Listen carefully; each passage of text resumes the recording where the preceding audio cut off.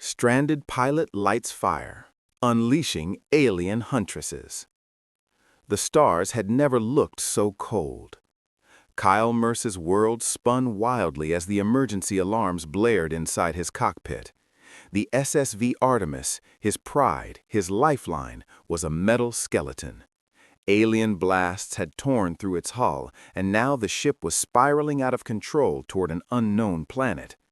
His hands were numb, but the controls still begged for his attention. "Come on," he whispered to himself, struggling to steady the ship as the landscape below became a blur of white and gray. His fighter shuddered violently, and his stomach lurched. There was no time to process what had happened. The Scythian raiders had come out of nowhere, their ships attacking without warning. He'd barely managed to escape, only to find himself plummeting toward a frozen wasteland. His mind raced through the steps, evasive maneuvers, a hard dive, an emergency landing. But as the atmosphere thickened and the craft rattled, all his training boiled down to one thing: survival. The ship hit the atmosphere with a violent jolt. Kyle gritted his teeth, the G-force pushing him into his seat as fire engulfed the rear of the ship. The walls groaned under the strain, and for a split second, Kyle thought he was about to be torn apart. Then there was silence, a momentary stillness. The deafening roar of the winds outside replaced the hum of the ship's damaged engines. His heart thudded in his chest as Kyle struggled to push himself upright. The cockpit was a wreck, shattered glass and torn metal everywhere. His flight suit was soaked, the cold seeping through the layers despite the thermal lining. With a grunt of effort, Kyle fought to breathe through the pain. Blood pooled in his mouth, and the air was thick with smoke. He could barely make out the outside world, the endless white expanse of snow stretching in all directions. His ship had crashed, and now he was stranded, alone on a planet he had never seen before. "System check," Kyle croaked, his voice barely audible over the shrill wind outside. His neural implant buzzed to life, displaying data in his vision. Pilot status: multiple contusions, possible concussion, core temperature dropping.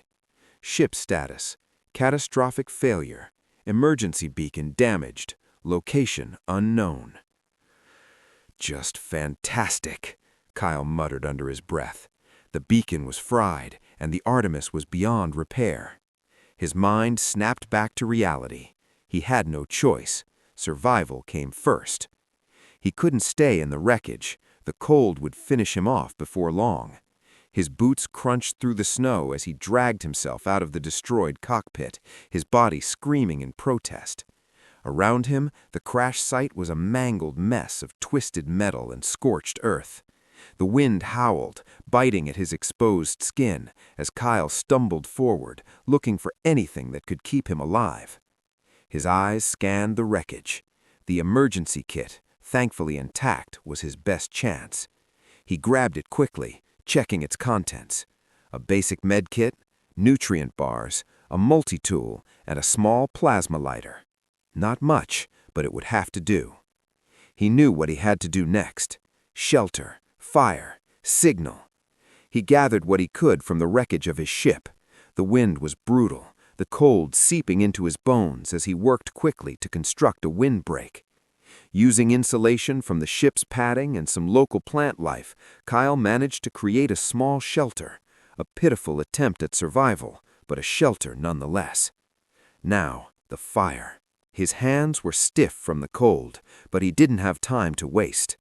The plasma lighter flickered in his fingers, sputtering and sparking before a small flame ignited.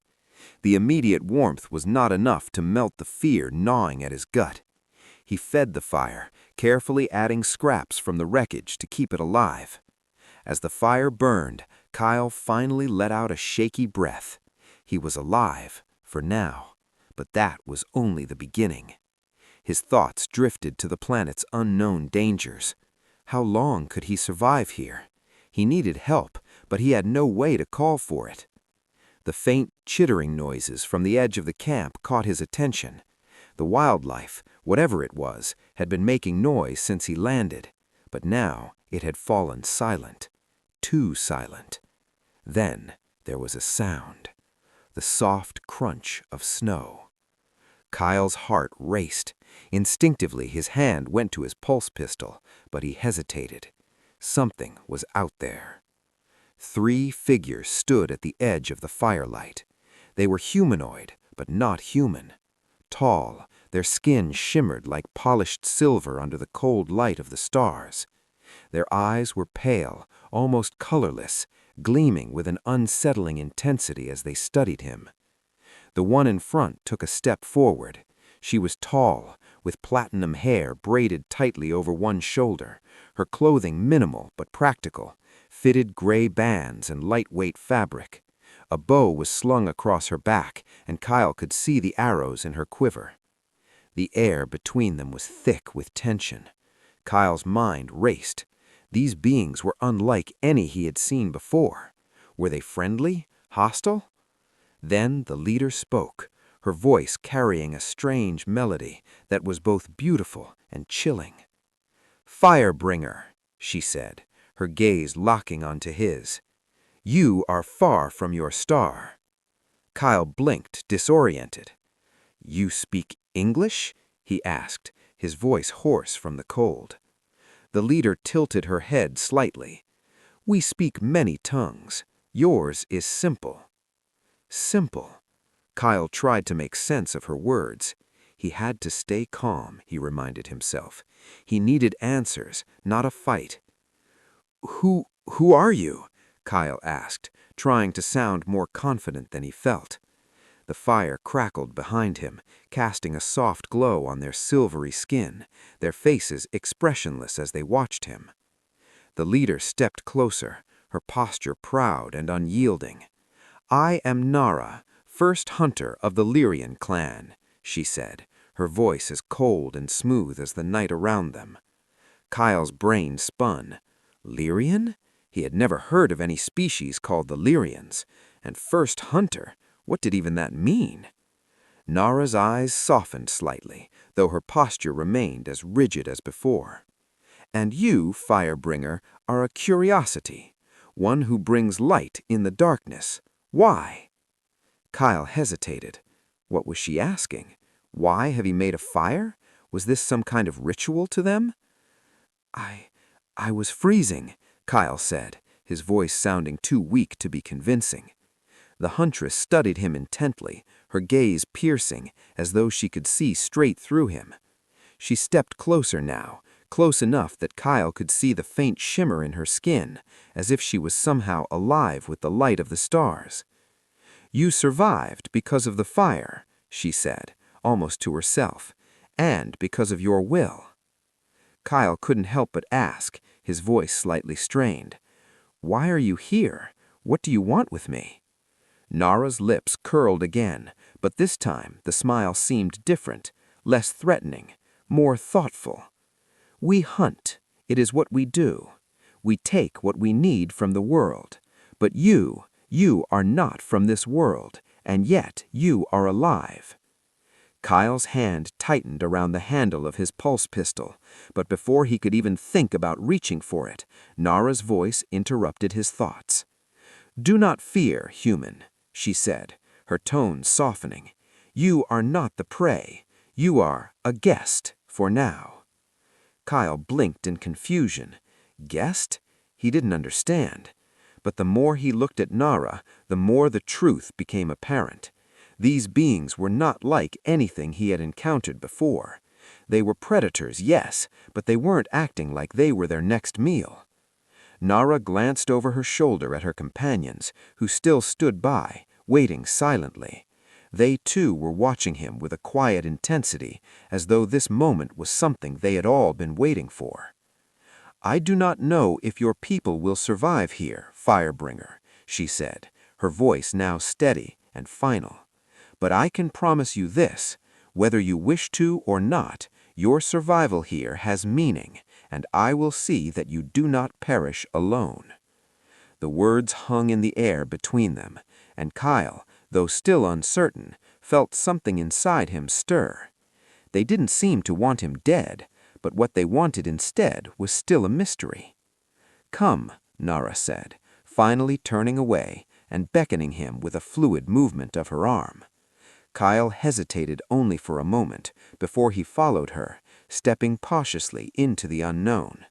The silver huntresses moved like shadows, and Kyle had no choice but to follow them into the dark night, wondering what truly had just begun.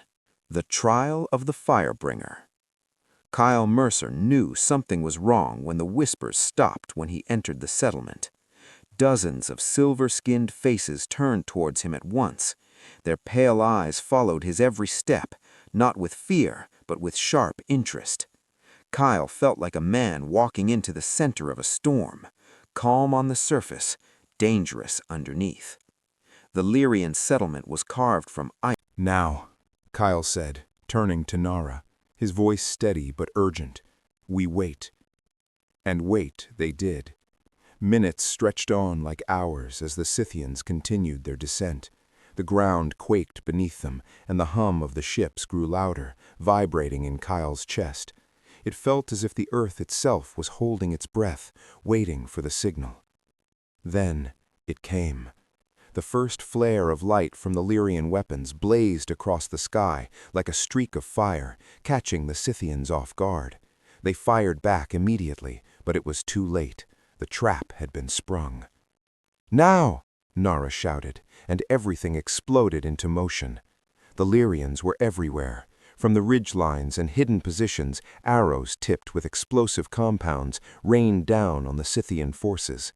The energy weapons, scavenged from the wrecked ships, hummed to life, cutting through the air with deadly precision. The Scythians were caught in the open, their armor less effective against the unexpected flanking maneuvers and surprise fire. Kyle moved with purpose, firing his pulse pistol at the advancing Scythians, sending one crashing to the ground with each shot, but there were too many of them. For every Scythian they brought down, another took its place. The Scythian soldiers were hulking, their black armor menacing as they charged forward, firing indiscriminately. But the Lyrians were prepared. Nara moved like a shadow beside him, her hunting knives flashing in the dim light as she took down Scythians with lethal grace. Her strength was unearthly, her movements sharp and calculated, as if the battle was an extension of her own being. Kyle could barely keep up, but he didn't need to. Nara was more than capable of holding her own. But even she couldn't deny the overwhelming force of the enemy. "They're pushing forward!" Kyle shouted over the noise of the battle, his eyes scanning the chaos around them. The Scythians had regrouped, their numbers swelling as they advanced toward the settlement. Nara glanced over at him, her expression unreadable. "It is the way of war. We will hold." The battle intensified as the Scythians closed in, their troops surging toward the Lyrian defenses. Kyle's mind raced. The Lyrians had done their part, but now the real test would come. Would they be able to hold their ground long enough for the Earth fleet to arrive? The answer came in the form of a blinding flash above them. A ship, a sleek, angular vessel with the unmistakable markings of the United Earth Fleet, entered the atmosphere, its weapons firing down on the Scythian ships in a blaze of energy. "They're here!" Kyle whispered, a grin spreading across his face. But the fight was far from over. The Earth fleet had arrived just in time to turn the tide, but Kyle knew they weren't out of danger yet. The Scythians were relentless, and the battle had only just begun. As the Earth fleet's fighters swooped in, Kyle and Nara continued to fight side by side, their movements synchronized like a dance, one forged in the fires of survival, trust, and something deeper. They weren't just fighting for their lives anymore, they were fighting for each other. And no matter what came next, Kyle knew one thing for certain: the Lyrians would not fall without a fight. The price of survival. The battle raged on, but for Kyle Mercer, everything slowed. The Scythians had underestimated the Lyrians, and they had underestimated him. The pulse of battle, the blinding flashes of energy, the screech of weapons clashing, the roar of the storm above, faded into the background as Kyle found himself standing on the edge of something monumental. The Scythians were retreating, their forces shattered by the Earth fleet's unexpected arrival. The skies above them were now filled with the sharp, sleek profiles of Earth fighters, darting through the atmosphere like predators on the hunt. The ground beneath them was littered with the wreckage of enemy ships and the remnants of a battle that had seemed endless. But it wasn't over. Not yet. The Lyrians, though they had fought bravely, were still feeling the weight of the battle. The war wasn't over for them, not by a long shot. And as Kyle looked at Nara, standing beside him in the aftermath of their victory, he knew that his place in this world, in this war, was far from decided. Nara's silver eyes met his, intense and unblinking. There was a fire in them, but it was tempered with something else now, something heavier. "It's not enough," she said, her voice steady despite the chaos around them. "We've won this battle, but the Scythians will return. They will always return." Kyle's heart tightened. He had always known this wasn't the end. The war for the Lyrians, for their survival, was just beginning. "Then we'll be ready," Kyle said. The words sounded simple, but they carried the weight of everything he had learned on this alien world: how to survive, how to fight, how to trust those who had no reason to trust him. He had seen their strength, their resilience, and he knew that this was a fight worth every sacrifice. He looked at the wreckage around them, the dead, the wounded, the broken ships, and felt the gravity of the moment settle over him. The battle had been won, but the cost had been high. The Lyrians had lost some of their best warriors today. Their victory was without price. "Are you ready for what comes next?" Nara asked, her voice softer now, almost questioning. There was no judgment in her eyes, just a quiet understanding. She had seen the toll war took, and she knew better than anyone the price of survival. Kyle didn't hesitate. "I'm ready." But as they stood there, watching the Earth fleet establish its presence in the skies above, Kyle realized something that sent a shiver down his spine. Survival didn't always mean victory, not in the long run. Nara's gaze softened as she stepped closer, her hand brushing his arm in an unexpected gesture. There was something comforting in the touch, something that bridged the vast gulf between their worlds, between who they were and what they had become. "You are no longer just a stranger on this planet. You are part of our clan now, part of our people. You've earned that." Kyle's chest tightened. He hadn't expected to hear those words. Not here, not like this. He had come to this world with nothing but a fighter, a handful of supplies, and the instinct to survive. But now he was something more. "You don't have to do this alone," Nara continued, her voice carrying an unspoken weight. "You have proven that you belong with us." He turned toward her, meeting her gaze with a mix of gratitude and uncertainty. "I never thought I'd find a place like this, a place that would make me feel like I'm actually part of something." Nara's lips curved into a smile, though it was tinged with sadness. "We don't always choose where we belong. Sometimes the place chooses us." The words settled in Kyle's chest like a quiet promise. He wasn't just an outsider anymore. He was more than just a soldier from Earth. He was part of this, a part of Nara's world, her people, her fight. But even as he stood there, feeling the weight of his newfound place, Kyle knew the storm wasn't over, not by a long shot. The Scythians had learned something today. They had learned that the Lyrians, with the help of an outsider, were not an easy target, and soon the battle would resume. But Kyle wasn't afraid of that anymore. He had found something worth fighting for, a cause, a home, a people, and most importantly, he had found Nara, the woman's strength, courage, and fire that matched his own. Together, they were stronger than any enemy. The Scythians would return, but so would they, and when that day came, they would be ready. As the first rays of dawn broke over the frozen battlefield, Kyle stood beside Nara, knowing that whatever came next, they would face it together. The fire they had kindled here in the heart of the storm would not burn out. Not now, not ever.